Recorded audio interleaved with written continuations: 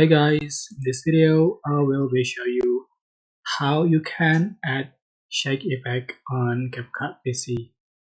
So just going to select your video you want to edit, and then just going to effect, select for the effect, and you can find the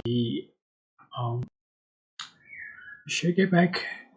Just select this shape on add just for the duration until finished. For the speed, so you can see the result like so.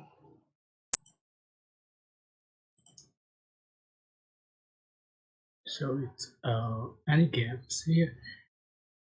Just tap on the video and go to video basic and just for the scale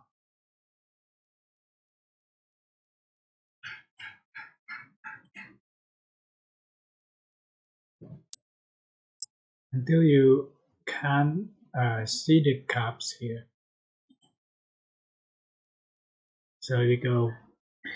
Okay, that's how to shake effect tutorial on CapCut.